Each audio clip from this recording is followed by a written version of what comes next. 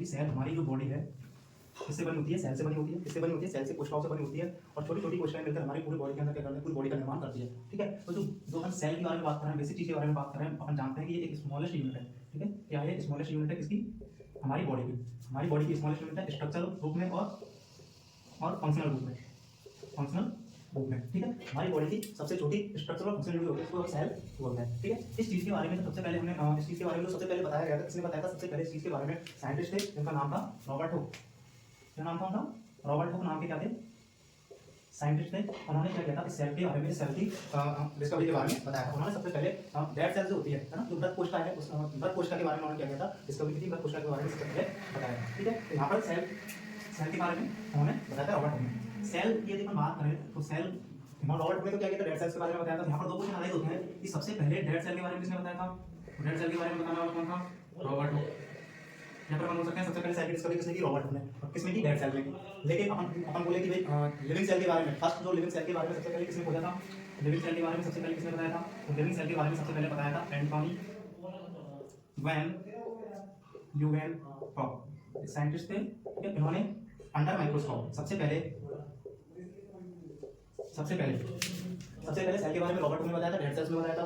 उसके बाद में लिविंग सेल के अंदर एंटोनी वॉन ल्यूवेनहॉक ने अंडर माइक्रोस्कोप सबसे पहले जीवित कोशिकाओं को देखा था, लाइव सेल को देखा था। ठीक है, उसके अलावा यदि हम बात करें तो सेल जो होती है, सेल को हम दो तरह से क्लासिफाई करते हैं। सेल को हम दो तरह से क्लासिफाई करते हैं। एक बात करते हैं प्रोकैरियोट्स, एक बात करते हैं यूकैरियोट्स। प्रोकैरियोट्स और यूकैरियोट्स, ये जो क्लासिफिकेशन जो दिया गया था, एक क्लासिफिकेशन दिया गया था किसके आधार पर? कैरियन जो होता है इसका मतलब होता है न्यूक्लियस की उपस्थिति, न्यूक्लियस की प्रेजेंट और एब्सेंट के अकॉर्डिंग सेल को दो तरह से डिवाइड किया गया था, प्रोकैरियोट्स के अंदर और यूकैरियोट्स के अंदर।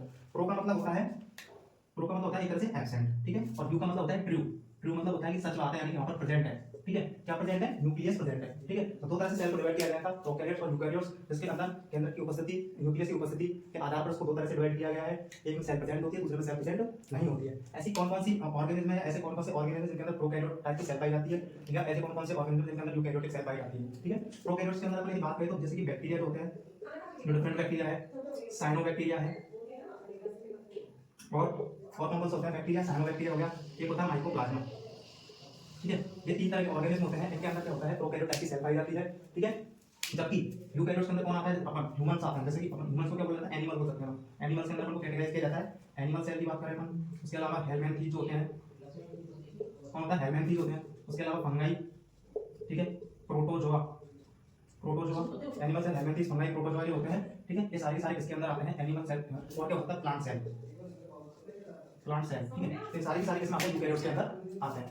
ठीक है, तो दो तरह की सेल्स है, दो तरह के क्लासिफिकेशन है, ऐसे प्रोकैरियोट्स और यूकैरियोट्स। बैक्टीरिया किसके अंदर इंक्लूड किया जाता है? ऐसे क्वेश्चन पूछा जाता है बहुत बार ऐसे क्वेश्चन पूछा जाता है कि बैक्टीरिया को किस कैटेगरी में अपन कैटेगराइज करते हैं, किसके अंदर लिया गया है?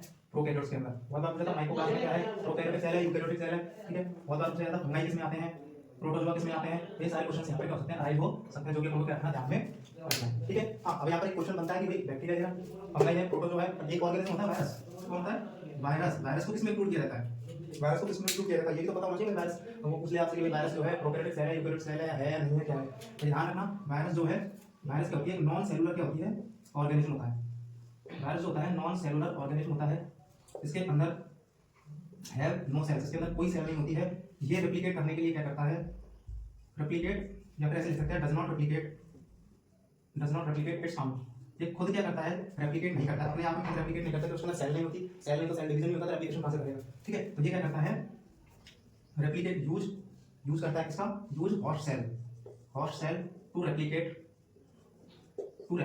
ठीक है, तो वायरस जो होता है नॉन सेलुलर ऑर्गेनिज्म होता है, इसके अंदर कोई सेल नहीं होती है। ये क्या करता है? रेप्लिकेट करने के लिए दूसरी होस्ट सेल का, या किसी इंसान का, या किसी एनिमल का, या फिर जितने भी होते हैं इनका यूज करता है। जब इन सारी चीजों के अंदर वो एंटर करता है, तब जाकर वहां की होस्ट सेल का क्या करता है? यूज करता है रेप्लिकेट करने के लिए, उनके डीएनए आरएनए का यूज करता है। जबकि वायरस के अंदर खुद का क्या होता है? खुद की सेल नहीं होती है। ठीक है।